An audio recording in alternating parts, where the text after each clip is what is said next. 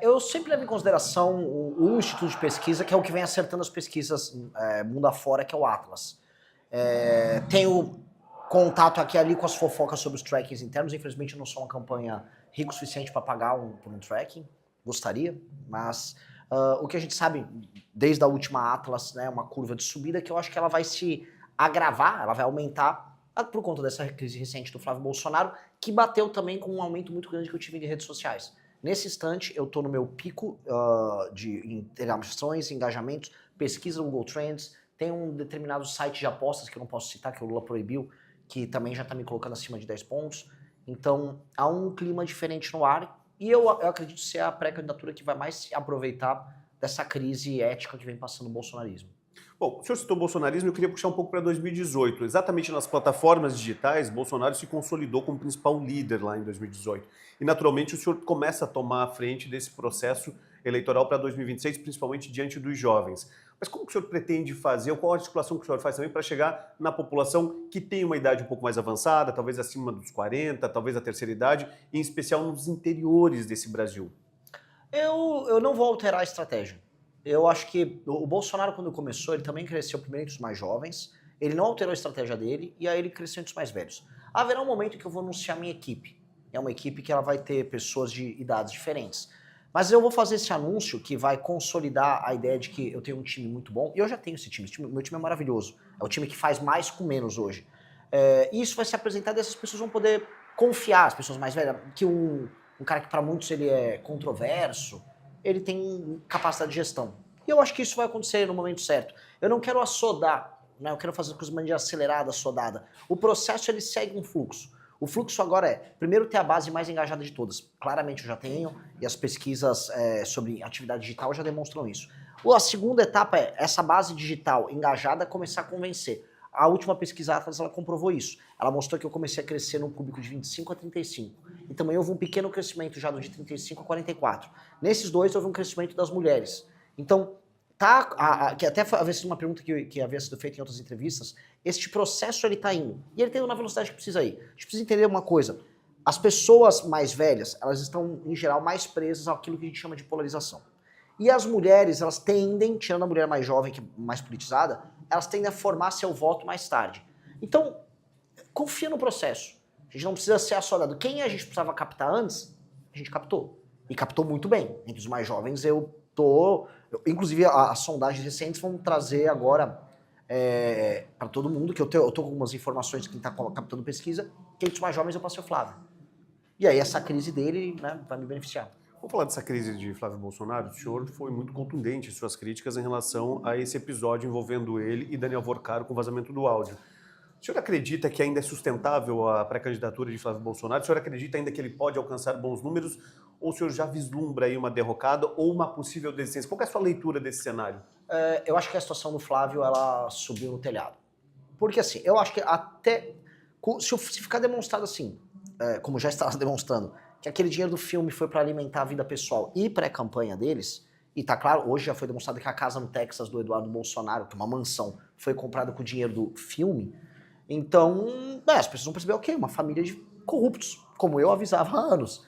O Zema não avisou, Caiado não avisou, muito pelo contrário, puxaram o saco o processo inteiro. Isso já vai se demonstrar, assim, numa perda de voto urbano, um voto que era considerado com o bolsonarismo, na ideia de que eles não são corruptos como o PT, e as pesquisas vão mostrar que no segundo turno o Flávio vai perder pro Lula. Houve um vazamento de um tracking que a CNN divulgou, que mostra que o Lula abriu 7 pontos pro Flávio no segundo turno. Aí o voto útil sai do Flávio, porque as pessoas vão entender, se eu votar no Flávio, o Flávio vai perder. Eu creio que, mesmo com tudo isso, mesmo com todos os escândalos, o Flávio não tem menos de 20%. Não há menos de 20% do Flávio em nenhuma hipótese. E aí o pré-candidato que vai derrotar o Flávio vai precisar ultrapassar essa barreira dos 20% até as urnas.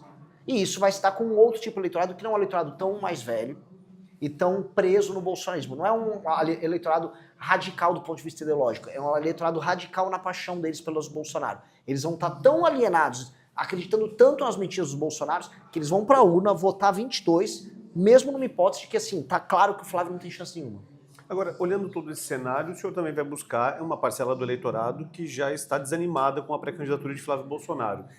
O senhor já cogitava também conquistar uma parte dessa parcela desse eleitorado? Ou de fato é algo também natural que o senhor vislumbra daqui para frente? Não, simples, eu cogitava, de qualquer forma isso ia acontecer. Na verdade, já era esperado que o escândalo do Banco Master fosse cair no colo do Flávio em algum momento, e o do INSS. Então, não estão comentando, as baterias que o PT tinha guardadas para tirar no Flávio continham o escândalo do INSS. Então, agora é só o início das desventuras do Flávio. Talvez seja mortal já essa primeira saraivada de tiros que ele tá tomando, mas ainda tem mais coisa para vir. Eu sabia, naturalmente iria crescer. A dúvida a pessoa vai captar o voto desiludido do Flávio indo para um puxa-saco como Caiado, ou um puxa-saco como Zema, ou para alguém que avisa, ele é corrupto, ele sempre foi corrupto e ele te enganou. Tem pessoas que talvez falem assim, não, eu quero me iludir, vou tomar uma segunda pílula de ilusão. E pode cair ali neles. Mas isso não é tão óbvio. Porque o Zema e o Caiado, para fazerem isso, eles vão ter que em algum momento mostrar que eles discordam do Flávio. E ao fazer isso, eles perdem seguidores, eles perdem apoio. O Zema fez um vídeo atacando o Flávio, muito frouxo o vídeo. E ele perdeu milhares de seguidores e ele recuou. Ele sumiu das redes sociais. Não vai dar para crescer fugindo, né? Para você enfrentar o problema, você tem que ir de cara. Eu sou o único que tá fazendo isso. Eu tô avisando o Flávio ladrão, o Flávio bandido, ao mesmo tempo que eu aviso do PT. Hoje mesmo, na data da entrevista, eu gravei explicando qual é o envolvimento do PT no Basta. E enquanto falo do Flávio, essa liberdade de ação os outros não têm. Agora, a gente falando de um cenário como esse, o senhor também tem incomodado seus adversários políticos, mesmo ele tendo percentuais muitas vezes superiores aos seus. O exemplo mais prático dessa semana é a possibilidade de Flávio Bolsonaro não participar de um debate que o senhor esteja presente. Como é que o senhor faz essa leitura? O senhor acredita que o senhor ameaça Flávio Bolsonaro e que oferece um risco também ao pré-candidato à reeleição presidente Lula? Sim. Por quê? Sim, porque eu sou melhor que eles e eu não tô aqui fazendo marketing, eu sou melhor mesmo, eu sou mais inteligente, eu falo melhor, eu consigo articular melhor as ideias, e se me botarem uma câmera numa televisão para as pessoas compararem, coitado, o Lula, além de um sujeito equivocado, com um passado complicado, ele é um senil. O Lula tem uma causa de repouso, com todo respeito. A Janja já é a cuidadora dele, então põe ele lá. O Flávio, ele mesmo falou, tenho medo. Porque o Flávio, você não consegue estabelecer nenhum termo de comparação. Veja, o Flávio estava fazendo aulas de debate para poder enfrentar o Lula, que é senil. Então o Flávio não consegue enfrentar um senhor com mais de 80 anos. Eu tenho 42 anos e sou bem mais capaz que o Flávio. Então, ter uma câmera com uma televisão na frente, com milhões de pessoas assistindo, será um desastre para eles. Só que as emissoras de televisão, elas vão convocar. Eu já recebi convites das emissoras, porque naturalmente eu sou um candidato, um pré-candidato que está pautando boa parte dos debates da eleição. Seria muito feio eles não chamarem. Então, por mais que o Flávio esteja reclamando, eu não acho que isso vai ter efeito nenhum. Agora, abre-se também da discussão sobre a CPI do Banco Master. Você não acredita que ela vai sair do papel, vai funcionar e, de fato, vai trazer algum resultado para a população brasileira ou vai ficar só no debate político pré-eleitoral? Eu acho que uma CPI, todo mundo comenta, né? Toda CPI, você sabe como começa, mas não sabe como termina. Uma do Banco Master, então, com os envolvidos, pelo amor de Deus. Ela, assim, era problemática para todo mundo, do STF ao bolsonarismo, do PT ao Centrão. Eles estão fazendo ali o jogo de cena. Porque percebam, os bolsonaristas, os deputados, é isso aí, eu quero a CPI do Banco Master. O Flávio também, eu quero. Ele quer? Ele não quer. Óbvio que não quer. O PT também. Se mexer numa CPI do Banco Master, vão pegar o envolvimento do Rui Costa, do Jacques Wagner, o Augusto Lima. Eles querem.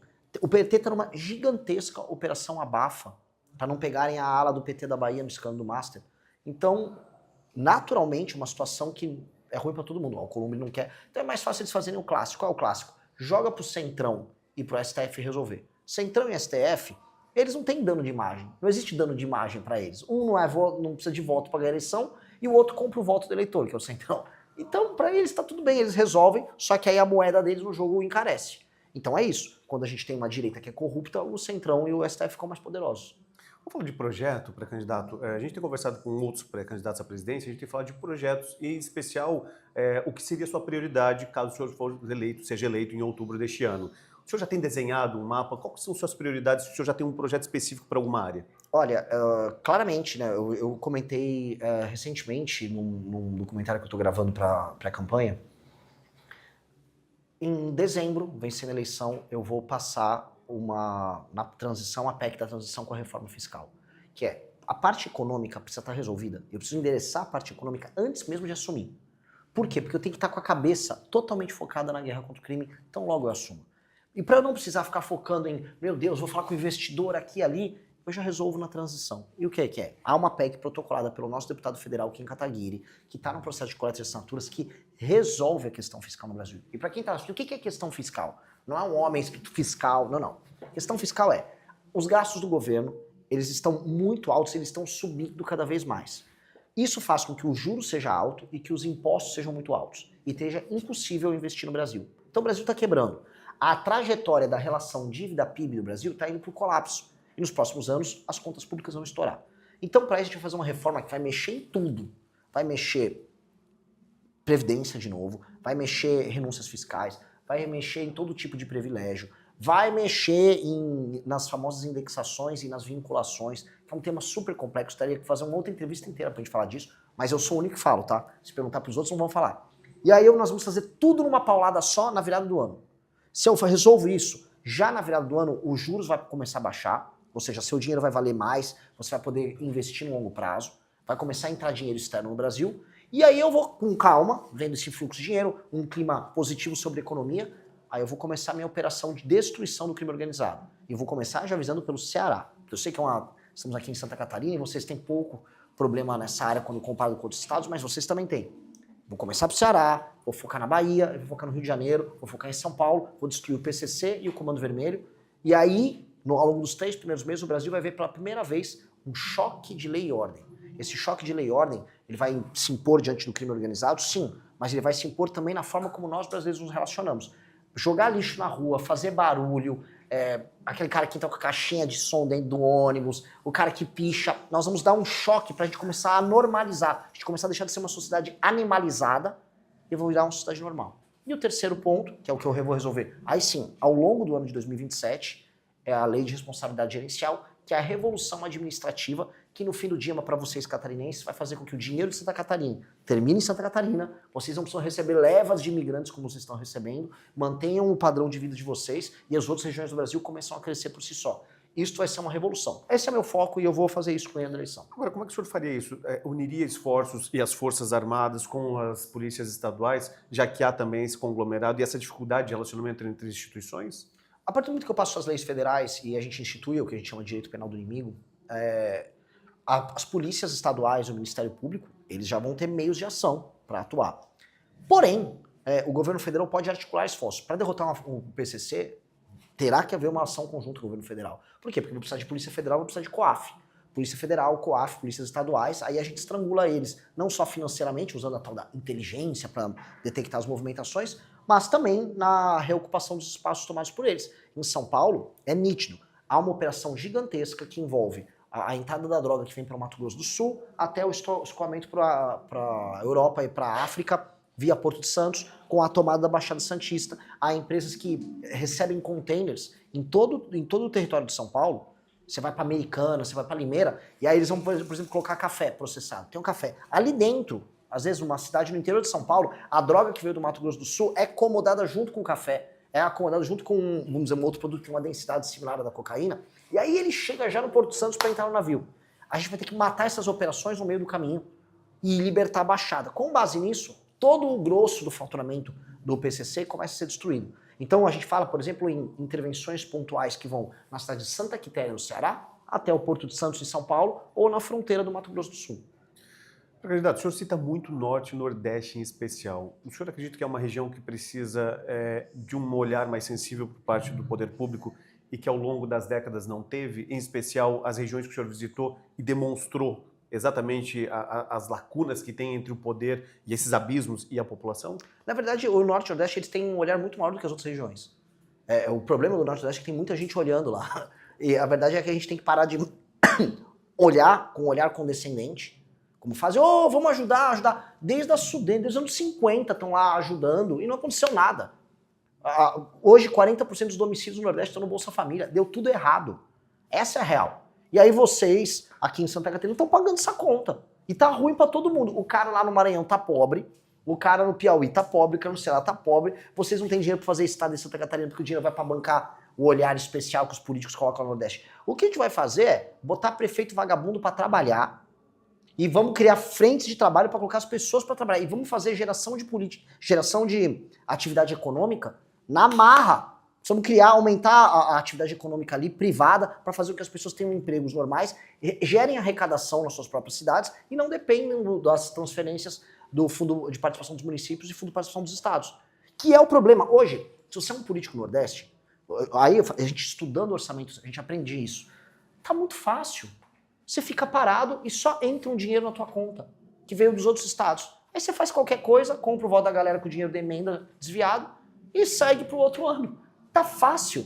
Não pode ser tão fácil. Eu vou tornar difícil o trabalho. Eu vou ter que botar esses caras para trabalhar, porque é tudo, vou ser bem claro, político no Nordeste, salvo raras exceções, é tudo vagabundo. Ladrão. É o pior político do Brasil. É um político que mantém as pessoas na miséria e é reeleito. Então, o olhar que eu vou ter não será um olhar cuidadoso, será um olhar vigilante, eu vou botar para trabalhar. Candidato, vamos falar um pouquinho sobre terras raras. O senhor já citou numa outra entrevista conosco em relação aí à sensibilidade desse setor. E a gente viu uma visita do presidente Lula a Donald Trump esses dias, e a gente observa que, no fundo, esse pode ter sido um dos principais motivos do encontro. Como é que o senhor vê a possibilidade de uma negociação mais ampla do que nós temos hoje como riqueza, que não é explorado, com um país como os Estados Unidos, que muitas vezes faz alguns movimentos econômicos exatamente de olho nas terras raras? O senhor acredita que deva haver essa parceria e que a gente deva abrir para os Estados Unidos, ou tem que ser algo mais cauteloso com participação do Legislativo também? Assim, o Brasil não sabe o que quer nessas conversas. O Lula, quando assumiu a presidência da República, ele nem tinha essa história de terras raras como tema. O mundo começou a falar das terras raras muito por conta do novo governo do Trump, que está olhando parceiros estratégicos para poder ter acesso a esses, vamos dizer, esses nomes esquisitos na tabela periódica, Disprose, etc., que tem funções específicas numa economia ligada à tecnologia que o Brasil está muito distante de sequer fazer parte. Então, fica todo mundo falando, as nossas terras, ninguém sabe o que é terra rara. Então, é realmente um monte de composto químico estranho que você vai basicamente coletando em certas áreas. O Brasil tem a segunda maior reserva do mundo. Você coleta isso e você pode fazer desde, vamos dizer, elementos que vão para ímãs, por causa das propriedades magnéticas de uma parte importante desses elementos das terras raras, até coisas que vão para, vamos dizer, para mira laser ou laser puro e simples para armas de alta tecnologia, agora que o governo americano quer utilizar, quer investir. Então são coisas muito diferentes, né? As pessoas realmente acabam não entendendo, porque em geral o que eles chamam de terras raras tem 3 propriedades, que é luminescente, magnética e catalítica. E aí cada uma tem uma função, umas vão ser para semicondutor, para você fazer, sei lá, microchips de altíssima velocidade. Então, essas indústrias correlatas, essa é a nossa discussão, as indústrias correlatas aos elementos das terras raras, nós precisamos ter eles aqui, com transferência de tecnologia, porque isso permite que a gente tenha a cadeia de alta tecnologia aqui. Hoje dá para o Brasil ter isso? Não dá. Então o Lula fica falando, vou criar a Terrabras para fazer isso. O Lula tá mentindo. Porque para você fazer isso, você precisa de juros mais barato, dinheiro barato, marcos regulatórios muito simples, muito eficazes. E você tem que entender assim, por que diabos uma empresa inglesa que faz baterias com esses ímãs, ela se instalaria no Brasil? Tipo, o custo do Brasil é muito alto, por mais que tenha o disprósio aqui, ele não vai fazer a bateria porque vai ficar mais barato fazer na China. E a China já tem esses elementos lá e ela ainda tem uma fábrica de alta competitividade lá. Então o inglês não vai conseguir competir. O Lula não entra nessa questão. O Lula quer que a fábrica que produza, vamos dizer, essa bateria, entre agora no fim da escala 6x1. Isso não existe. A gente tem uma agenda de anticompetitividade de um lado e do outro, não, vamos montar a cadeia terra rara. Não, para ter a cadeia de terra rara aqui, além dos acordos políticos com outras nações e com um plano, vamos dizer, de você nacionalizar, investir muito em mão de obra, você vai ter que ter uma agenda de competitividade que faça com que as empresas gringas se instalem aqui, façam parceria com empresas brasileiras, e aí você consegue, né, em 20 anos, vamos falar assim, é um horizonte maior, igual foi o horizonte da Embrapa com o agro brasileiro. Aí você consegue produzir uma cadeia grande e a gente não ficar não só, vamos dizer, mais rico com empregos de qualidade, a gente vai dar um salto também em áreas que a gente nunca teve presente. Bom, para encerrar nosso bate-papo, eu queria que o senhor me falasse um pouco, então, fechando esse ciclo de debates, nós estamos com praticamente 12 nomes presidenciáveis. Nós temos presidente Lula, naturalmente, que se sobressai por estar no cargo, Flávio Bolsonaro, Ronaldo Caiado, Romeu Zema, e o senhor tem se destacado muito. Mas nós falamos de a maioria esmagadora nomes de direita. Porém, com a fragilidade de Flávio Bolsonaro, o senhor acredita ainda numa derrota de Lula no segundo turno, talvez? Sim. De que forma? Basta ir alguém que não é o Flávio. E essa pessoa nitidamente sou eu. Porque os demais são puxa-sacos. Vamos colocar de maneira clara, o Caiado não tem partido. O partido do Caiado vai fazer campanha pro Lula na maior parte dos estados, que é o PSD do Kassab. O Zema também não tem partido. O partido do Zema tá fazendo campanha pro Flávio. O Novo de Santa Catarina, estamos aqui em Santa Catarina, soltou uma nota esculachando o próprio candidato a presidente, porque o Novo de Santa Catarina é pelego, é puxa-saco do Bolsonaro, é um não partido. O Novo de Santa Catarina é uma vergonha. Então o Novo de Santa Catarina, se quer ter um candidato a presidente no próprio partido, o Novo de Santa Catarina é uma filial do PL. Então o Zema não tem partido. Então quem é o único que tem liderança sobre o próprio partido? Quem é o único que tem capacidade, projeto? E quando o Flávio tem um problema, ou quando o Lula tem um problema, ele tem a liberdade de falar. Como diz Roberto Carlos, esse cara sou eu. Gostou do conteúdo? Então deixa o like, compartilha e se inscreve no canal, para não perder os próximos vídeos.